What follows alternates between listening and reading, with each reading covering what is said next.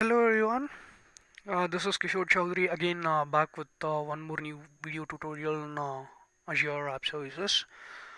In my previous video tutorial, I was explaining about how to create an app service and how to work with the app service plan and how to host your website into your web app through the FTP. So uh, in this tutorial, we'll be discussing something related to the web app service again, but this is going to be a different one. So before that, let me introduce myself.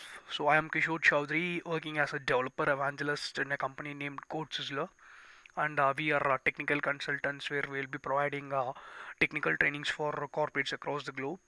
And yes, I'm a C Sharp Corner MVP as well. And the following is my mail ID, so you can write your mails if suppose you have any doubts or you need any kind of support for any things which you get in the form of doubt or any technical support. The following is going to be the agenda for the day or for the video tutorial. Here again I'm going to explain you with just a small intro with how to create a web app service. It's not going to be a deeper one because in my previous video I just explained it completely in a detailed manner. So now I'll be just creating a web app service, and after that I'll be explaining what a continuous integration mean and how it actually works, and how to configure it. So once that has been explained, we will be hosting a website via GitHub. So here the continuous integration along with that hosting website via GitHub. So these two are a combined one.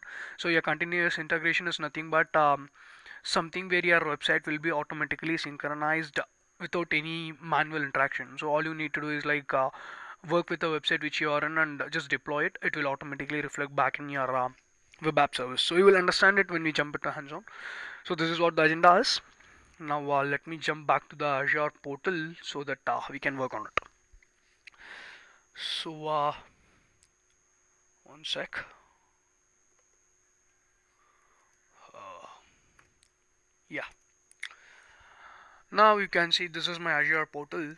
Hope you people are not new for this one. So if suppose you are new, you can go back and check my old video tutorials in which I have explained about these all these things in the form of maybe how Azure portal works and what Azure portal is and how you can get one free account and everything. So let's start with the first step. So I need to create one web app service. I'm clicking on new, and inside that I have to go for this web plus mobile and then web apps. This will take me into a blade where I can configure the name and all those things. So let me name it Code Sizzler Web App. That's done, and I am choosing my subscription, and yeah, by default I'll be getting an RG here, so let it be the same one. Let it be a Windows one, and let me leave this app service plan as default. I don't want to go with this because let it be a default one, and it's enough for me for this hands-on. I'm just pinning it to dashboard and I'm creating it.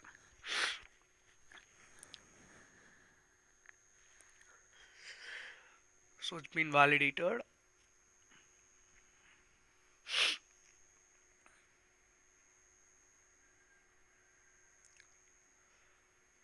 Yeah, the deployment have been started now. So this is what the first phase of this video tutorial is. The next one is going to be like how to configure my continuous integration, which is nothing but a deployment process in which in which the website will be synchronized automatically. So I can relate it with you. I can relate it to you with a real-time example. So you can imagine the FTP, the process in which you will be hosting a website by connecting into your root folder via your file explorer, the one which I showed you in the previous video tutorial. Same way in here, speaking about the continuous integration, you will be connecting your web app service with any one available resource, maybe a GitHub, a OneDrive, or maybe the one which your Visual Studio Team service. So all those things, the thing which is supported by this continuous integration. So now what happens is, whenever you make a change for the website, it will automatically get reflected back into your web app service, which means you don't want to go and make a changes for your website and then come back and try uploading that website into your web app. No, whatever the change you make in your source, it will automatically get reflected into your web app. That's what your continuous integration is. So the changes will be synchronized, changes will be automatically done. That's what your thing is. Now let us explore the things in here. So if I click on the URL, I'll be getting one sample website which is as usually given by Microsoft. Now coming back to the portal, in here I can see there is something called deployment options at the left. If I go there, I'm being asked to choose a requirement, a source. So if I click on it, you can find multiple options in here. You can say Visual Studio Team Services, so which means like you can work with this team services through via internet, where multiple people can work in the same resource, and whatever the changes you make for your source files, it will automatically get reflected here. Same way you can even upload your website into that OneDrive and then connect the same here, so that it will again reflect. You can use your local Git repository, you can use your Bitbucket, you can go to the Dropbox, you can use your any other external repositories. So here let me choose this GitHub, and now I need to authorize. So if in general, since I have been authorized previously, so it's actually showing like this. If suppose you want to authorize in here, then you need to, I mean, if suppose you are working with this, you will not be given this authorized option, so you have to just click on this I mean, let me show this. So if you choose this change account, it will be shown with one window where you need to access your GitHub. So in general, you have to open a new tab and then go to this github.com, and if suppose you don't have an account, you have to create one and then you have to sign in. So now let that be the same in here, and I'm clicking on OK. So this is going to be my GitHub account. Now the problem is like we should connect a project with that web app. So that's what it's shown in here. Now for that, let me come back to my GitHub repository. So the following is my repository. Now let me create one new repository. So this is the URL, that's github.com. So just go to that one, and at the right side you can see something like new repository. Click on it, and you need to give a name for your repository. Let me name it as sample code sizzler repo. I named it, and let it be a public one. Don't forget, you have to initialize the following so that you will be able to get your repository in this place. So just enable this, just initialize this repository with the readme. Just checkbox that, give a specific name, and then click on this create repository.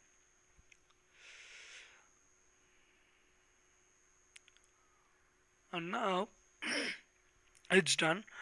And now what you have to do is like you need to create any one file, maybe one notepad file which is going to be somewhat like an index page, maybe an HTML page. So what I suggest you is like you can create one picture, maybe let me go to the documents. So let me create one text file, and let me name it like whatever it is. Let me open it, and let me write the following here. So this website is in a synchronized manner. I'm just writing something in here. Let me save it in the index format, I mean in the HTML format, and the name can be like index.html. It's done, and I'm saving it. Now it's done. What I will do is, so I've created one index.html file and I gave some data in there. Now what I will do is I'll come back to my GitHub repository which I created now. There you can see something like upload files option. I'm clicking on it. Now I will upload a file in here. So let me choose this choose your files, and at the left you can see something like documents. This is where I just created that index file. I'm going there and I'm choosing that index.html file and clicking on OK. I mean open. Now this file is getting uploaded. Yeah, it's done. Now just make sure that it is going to be like coming directly to the master branch, so don't make any changes here. Click on commit changes. Yeah, this is done. Now I have my index.html file in here. Now coming back to my Azure portal, so I already authorized my account. Next to that I have something like choose the project. Click on this, and you can see I have some projects which I have already, I mean some repositories which I have already created, but I'm not getting the one which I created now. It's pretty simple. I just have to refresh my entire page.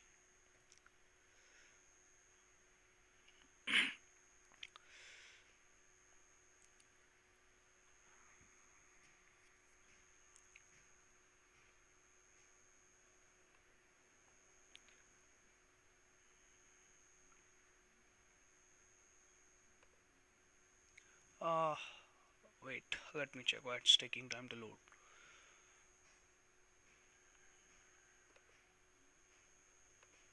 Let me go there. Deployment options.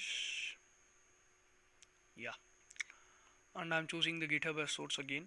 So the same thing which I did previously. And it's authorized and projects. So you can see sample code sizzler repo. I'm choosing it. So this is going to be the project which I'm going to connect with my web app in a synchronized manner. And choose branch, since while creating this repo we had something like master, the same thing in here.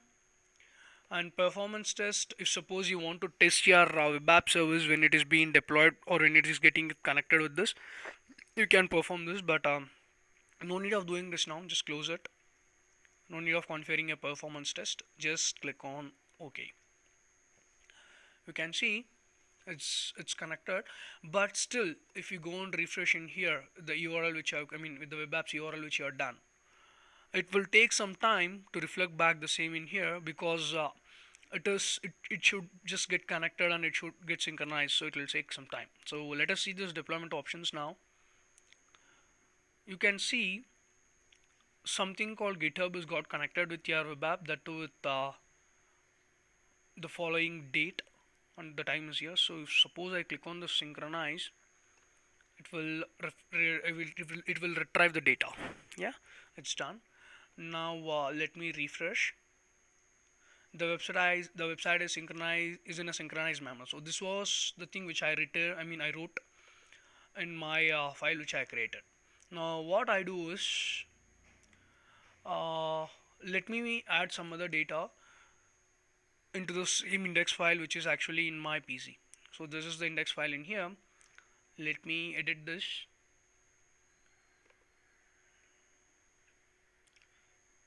More apps and notepad. I am making a small change. Okay, I'm just saying it again. I'm just copying the, I'm not copying it, but still let me go back to my GitHub. Let me open the file which I created, that is that index.html, and let me edit it right in here. So edit this file, let me edit here rather than going and doing there. Let me add something like I made some changes. So you can see I'm just making changes in here alone, and that's it. So the thing is, I made changes and I'm just committing it. So you can see I didn't go and upload anything directly to this web app. So I just made a change in here, and you can see the change in here. Now what I can do is, let me come back to my app service, and let me refresh this. You can see this website is synchronized. I made some changes. So can you understand it? Whatever the change I make in here, it will automatically come and reflect in here, which means I don't want to go and create new website again and again and again and then reflect the changes in here. So that is what my app service, that is what my continuous integration is. So that's all for now. Hope you got an idea about what continuous integration is and how it actually works. So let me end this session. Coming back to the last slide. So these are my details. You can either follow me in the Twitter and you can write your requests, or you can write your doubts so that I will be easily responding in there. And you can even write your queries or feedbacks through the following mail. Or if suppose you have any other doubts, you can comment out in the comments section so that I'll be able to respond to you within while. Hope you enjoyed the video and thanks for watching it. Thank you.